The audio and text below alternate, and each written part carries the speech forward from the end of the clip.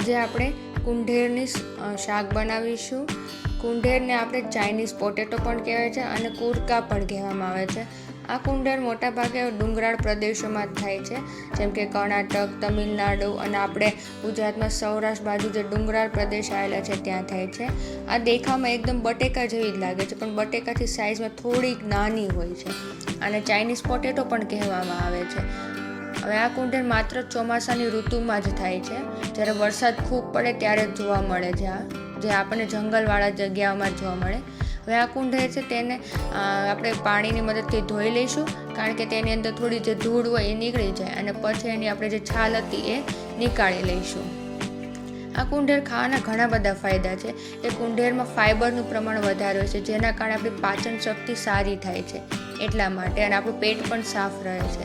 હવે આ કુંઢેર છે એને આપણે એક કુકરમાં પાણી નાખીને બાફી લઈશું। 2-3 વિસળ વગાડી લઈશું। આપણે કુંઢેર બફાઈ જાય ત્યાં સુધી આપણે એની ગ્રેવી બનાવી લઈશું। જેમ આપણે ગ્રેવી માટેના બધા મસાલા લઈ લીધા છે। હવે આપણે એક પેનની અંદર 2 પાવડા જેટલું તેલ લઈ લઈશું અને તેલ ગરમ થાય પછી એની અંદર આપણે જીરું નાખી દઈશું અને આપણું જીરું સરખી રીતે ફૂટી જાય પછી એની અંદર આપણે હિંગ નાખી દઈશું, જેના કારણે આપણો સ્વાદ સારો આવે ગ્રેવીનો।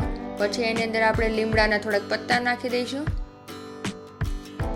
અને આપણે આદુ, મરચાં અને લસણની જે પેસ્ટ કરેલી હતી એ પણ નાખી દઈશું અને આ બધી વસ્તુને સરખી રીતે સાંતળી લઈશું। અને આપણી બધી વસ્તુ સંતળાઈ જાય પછી એની અંદર આપણે ડુંગળી નાખી દઈશું, જેમાં આપણે એક ડુંગળી કાપીને રાખેલી હતી અને હવે આ ડુંગળીને સરખી રીતે આપણે સાંતળી લઈશું।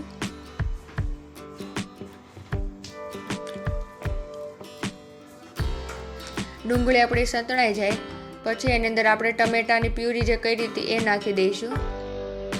તમે ટમેટાની પ્યુરી પણ નાખી શકો અથવા ટમેટાને આપણે જે ક્રશ કરવાનું મશીન હોય એની અંદર ક્રશ કરીને પણ નાખી શકો છો। આપણે ટમેટાને બધું સરખી રીતે સાંતળી લઈશું પછી એની અંદર આપણે સ્વાદ અનુસાર થોડું મીઠું નાખી દઈશું અને આપણે જે બધા સૂકા મસાલા હોય એ નાખી દઈશું, જેમાં આપણે 1 ચમચી જેટલી હળદર નાખીશું અને આપણે 2 ચમચી જેટલું લાલ કાશ્મીરી જે મરચું હોય એ નાખીશું, જેના કારણે આપણો ગ્રેવીનો કલર સારો એવો આવે। આ બધી વસ્તુ સરખી રીતે મિક્સ કરી લઈશું।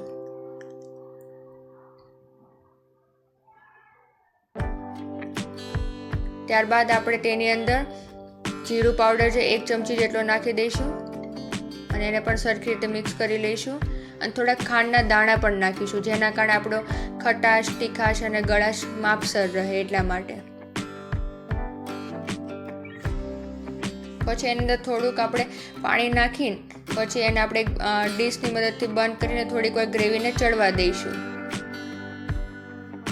જેના કારણે આપણા બધા મસાલા એક સરખા એમાં ભળી જાય। ત્યાં સુધીમાં આપણે જે કુંઢેર બાફવા મૂકી હતી એ બફાઈ ગઈ છે।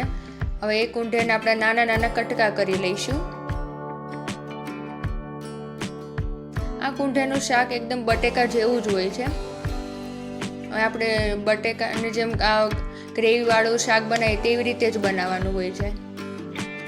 હવે આપણી ગ્રેવી સરખી રીતે ચડી ગઈ છે, તેની અંદર આપણે ગાંઠિયા, મેથીનો ભૂક્કો, બધો જે મસાલો હોય છે એ આપણે નાખી દઈશું અને ત્યારબાદ જે આપણે કુંઢેરના કટકા કર્યા હતા એ પણ નાખી દઈશું અને આ બધી વસ્તુનો સરખી રીતે આપણે મિક્સ કરી લઈશું। ત્યારબાદ આપણે તેમાં થોડીક કસ્તુરી મેથી નાખી દઈશું, જેના કારણે આપણું શાકની અંદર સ્વાદ અને સુગંધ સારી એવી આવે એટલા માટે, અને ત્યારબાદ એને સરખી રીતે મિક્સ પણ કરી લઈશું। આ કુંઢેરની સબ્જી ખાવામાં ખૂબ સારી એવી લાગે છે અને આ હેલ્ધી પણ છે અને ચોમાસામાં એક જ વાર મળે છે। બાકી આના ઓનલાઈન પણ આપણને કુંઢેર મળતી હોય છે, પણ એનો જે સ્વાદ હોય છે તે એવો ખાસ કોઈ આવતો નથી, પણ સારી આપણને ચોમાસામાં જ મળે છે। હવે આપણી કુંઢેરની સબ્જી જે હતી તૈયાર થઈ ગઈ છે। હવે એક બાઉલની અંદર આપણે એને લઈ લઈશું। જો તમને વિડીયો ગમે હોય તો લાઈક, શેર અને સબસ્ક્રાઈબ કરી દેજો।